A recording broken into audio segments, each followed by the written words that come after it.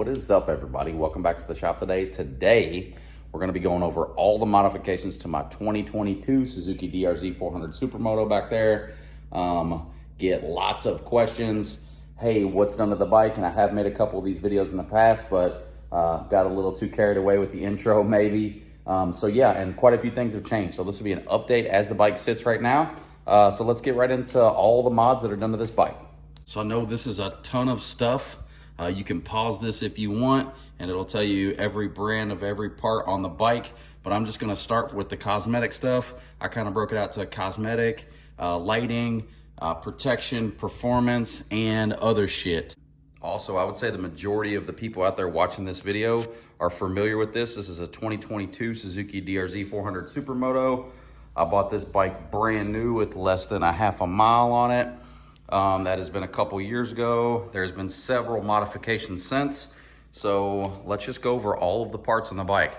So from a cosmetic standpoint, obviously let's start with the graphics kit. This is from Factory FX. It's all purple, pink.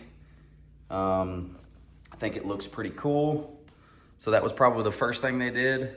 It does have an Acerbis or an Acerbis Supermoto Evo front fender.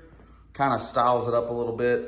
Obviously, we do got the Rip It shock reservoir cover there. We have quite a few little JFG racing bits here. We've got a rotor guard. We've got a caliper guard there. We do have a JFG racing brake lever in gold.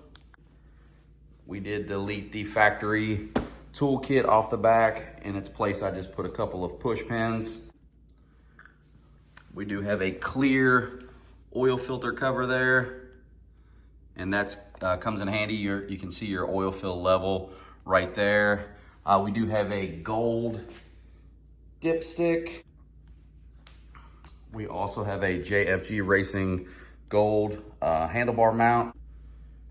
We have a gold Tusk shift lever. This is from Nice CNC. That's your starter cover. Did 3D print a indicator cover here. So that's that's an indicator cover I printed. It kind of keeps you from going blind at night. It cuts down on quite a bit of that light. Also in the looks department, we have these Zeta handguard covers here. Also from the lighting standpoint, we do have this JNS Engineering headlight. That is the KTM style. I'll turn that on for you in a minute and let you see it. It is all fully LED. There's a high and low beam. It looks really good. There was also integrated turn signals into the Zeta handguards. There's that JNS light. You can see there's the signals built in. I think that looks pretty cool. Additionally, in the lighting department, we have a TST Industries tail light. And that is the smoked version that has the integrated signals as well, along with the TST Industries license plate light. That is separate. It is not built into the light. It's two separate parts. So if you're ordering, it's two separate part numbers. I'll show you how that TST Industries light functions. Now this does have a TST Industries modulator in it that allows it to flash the way it does. You can speed it up. You can actually program it to do flash however you want, fast or slow. So you'll see it flashes quick and then it stays solid. There's your integrated signals.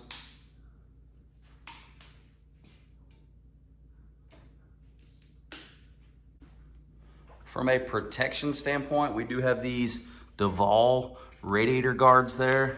If you guys can see that, we have those on both sides. Those are really nice pieces of kit. We do have case savers on the right and left side. We also have these Zeta Barkbuster style handguards. So those things have saved my hands. I hit a deer at about 50 miles an hour with those. And I also just went down recently, as you guys know, and those definitely saved my hands. We have Pro Taper pillow top grips. We have ASV F4 Shorty breakaway levers. Those are pretty cool. We do have Core Moto purple stainless brake lines, front and rear. Those are pretty awesome. We do have different foot pegs. I believe those are from Nice CNC, if I remember correctly. This is a DRZ model petcock, non-vacuum operated. This is a Electron Billatron Pro 38 millimeter carburetor. That thing is super badass. We have the gold DID chain. This does have the Pirelli Diablo Rosso 3 tires, front and rear. It's a 150/60/17, and the front is a 170/70/17. It does have Arashi wave rotors, front and rear, 240 millimeter in the rear, 310 millimeter up front, fully equipped with EBC, fully centered pads. This does have the Barker's Performance exhaust, and that exhaust is an absolute beast.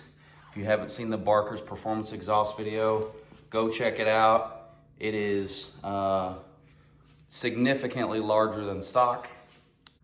There's another shot of those Quoromoto stainless brake lines. This bike has a domino throttle tube, so this looks a little bit different. Single cable instead of the dual like factory. So it's got a domino throttle tube with a Barnett throttle cable, 3x3 airbox mod, and it also has a K&N air filter. We did install a OEM Suzuki kit on the Kickstarter there, and I got a really good video on that. We do have the controversial UNI airbox vents. I've had these in for a long time. These are little individual pod filters that suck more air into the airbox to that K&N air filter. A lot of people say that it could actually create some excessive turbulence in the airbox and make things worse. I haven't noticed. The bike runs pretty well. The bike does have Zeta rubber killers. Those are only probably $25 or $30 to do. One of the must-do mods in my opinion.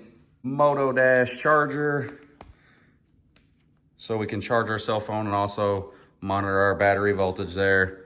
So that's pretty cool. We do have the seat concept seat, and man, do I love this thing. It is much wider than stock. That's probably the width of the stock seat, but you can see it spreads out there. It doesn't look big or bulky, and it is much more friendly to your rear end on long rides. I do have stealth mirrors. My buddy Trevo sent me those. Those are awesome. A lot of people ask about those mirrors. I did used to run the Power Mad mirrors that were up in here, but from a visibility standpoint, these are way better. Obviously, with the factory mirrors removed, we did put in the mirror delete plug kit on both sides.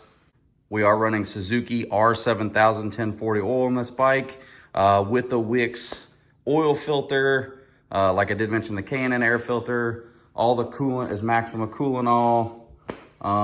Yeah, so all the best lubricants in the bike.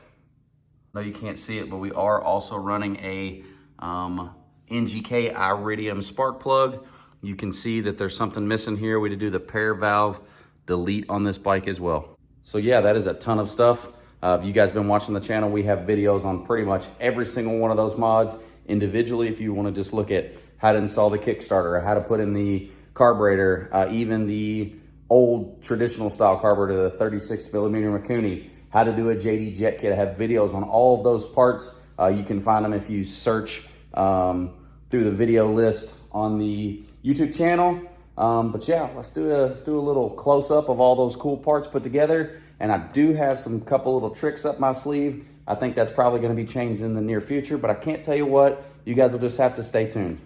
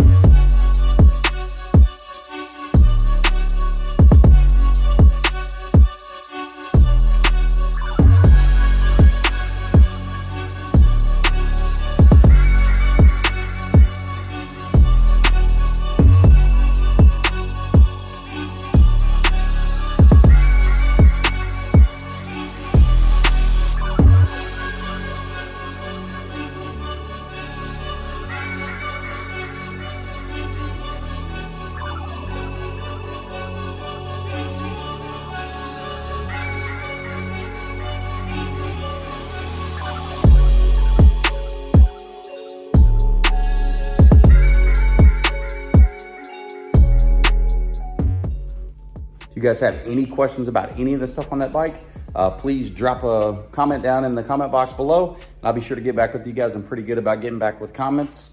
So yeah, as always, I appreciate everybody for watching. Till next time, thank you. Take care.